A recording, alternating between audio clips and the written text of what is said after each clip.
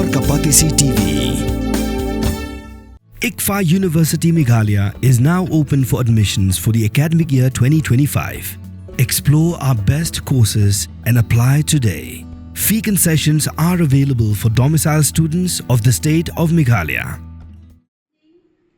Ka NPP Jirang Block rengkat ke Jingye Trailang bat UMLA ke Jirang constituency ba sos tene sotun. Haga lai pau tarik nailar arajar arpusan kala Pynkup Burom ya Khynnah Skul gibala pas bah haga Eksamin secondary school leaving certificate gibahab hapo ko umling CNRD block.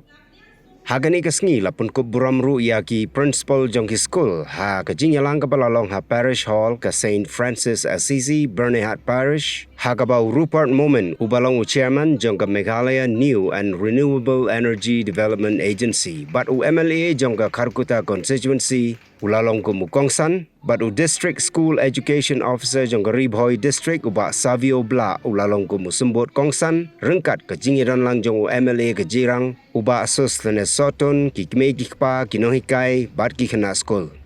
Ka NPP Jirang Block kala Pynkup Burom ru hagani ke jingyalang ya ka kong wan montimai marbanyang kabadai ka president batamai jong ka NPWF Ribhoy district.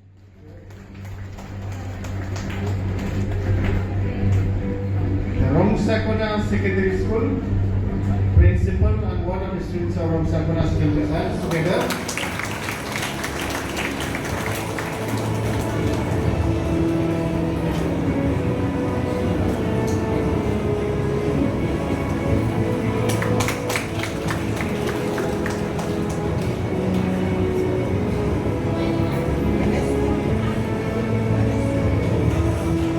Surabaya Secondary School.